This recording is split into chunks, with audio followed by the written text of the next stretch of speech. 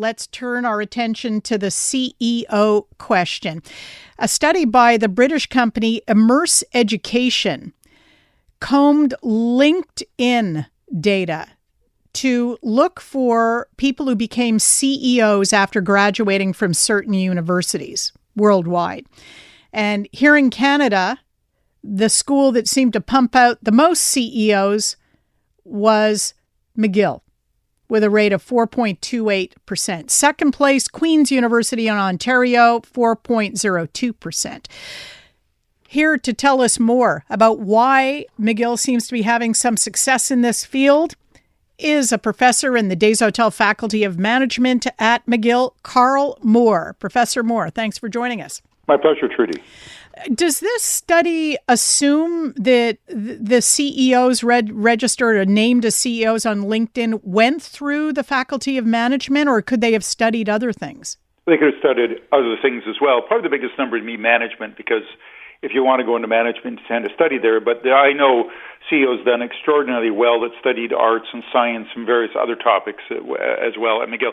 I have a CEO class for MBAs Tuesday nights in the fall, and then I have a CEO radio show on CJD and across the country.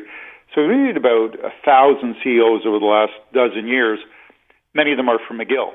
Probably because I'm a McGill prof, so it's more apt to show up. And also I'm in Montreal, so a lot are from Montreal. So I've talked to probably a couple hundred McGill CEOs, and they come mainly from management, but a lot of other faculties as well. Why do you think they have had such success achieving the C-suite?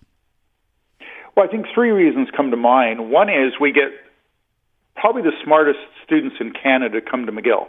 And there's some great students out of the universities, but it's the hardest faculty for business, let's say, to get into in Canada. And we get smart students from around the world. And having really bright, clever young people is a great starting place. Secondly is that it's a great brand. It's one of the great universities in the world.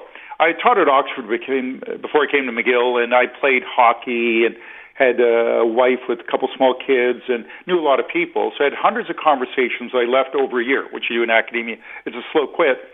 And hundreds of people told me that there were 7 universities you could leave Oxford from and not be embarrassed. And they were Cambridge, LSE, McGill, Harvard, Yale, Princeton, Stanford. The only one outside the UK and the US was McGill.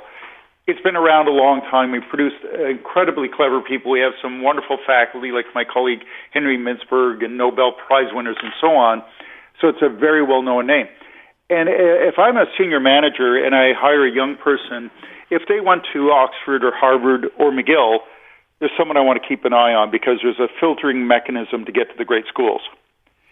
So those are two reasons. The third one is in our better moments in McGill, we teach young people how to think. And you start with very clever, thoughtful young people to begin with.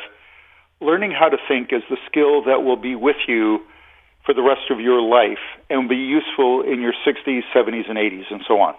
How do you teach a student to think? Well, partly it's the kind of conversations you have and the willingness to be rightly questioned. And partly when I say to students that what I'm teaching you today in 10 or 15 years, I will have changed my mind to some degree because the world's moved on. And if you learn how to think and consider things, and you can do this in literature class, you can do it in music class and all sorts of things. It's not merely in business, but philosophy is probably even better at it. If you learn how to think and how to question and how to look at orthodoxy and reject it at the right time, this is a lifetime skill.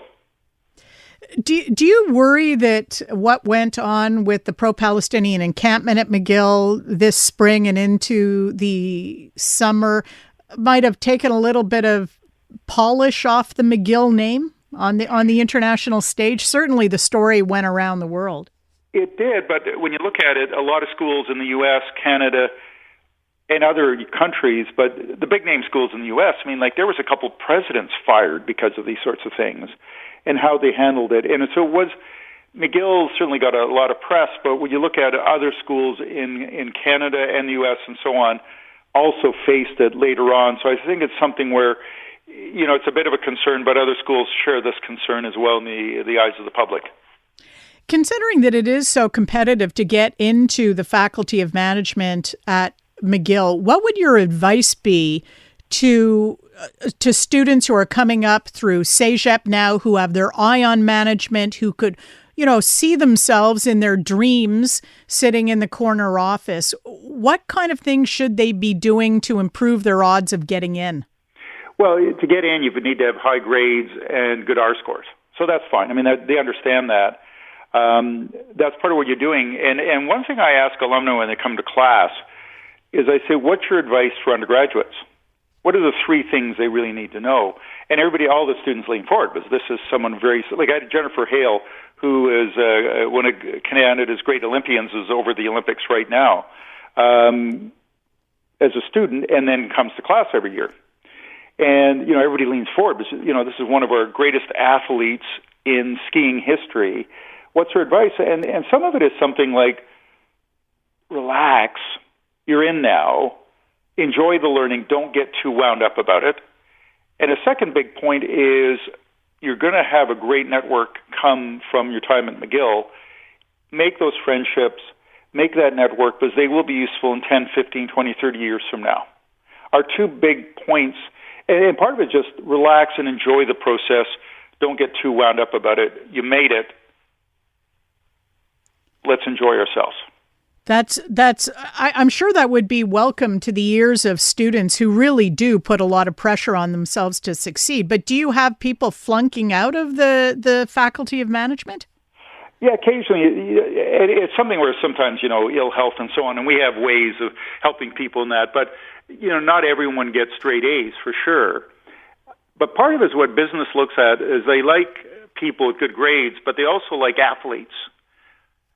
They like people who accomplish, and athletes are one way, because if you play hockey on the women's hockey team and you're a student at McGill, we're impressed. But it's also just saying it's not only looking at the grades, it's also looking at leadership potential and what leadership you're showing in the undergraduate level. That's in some ways impresses businesses more. Now, you have to have reasonably good grades, but if you have a 4.0, the concern is that you have a personality. You're really smart. But to have excellent grades combined with leadership is what business looks for in their better moments. And the ability to network, too, it sounds like. That's not easy for people who are introverts to go out there and network and form those contacts. And even just approaching people after a class to, I remember being a very uncertain student. Well, it's something where I think I'm writing a book on introverts and extroverts as leaders, and it's one of the questions I ask CEOs. And a lot of CEOs are actually introverts.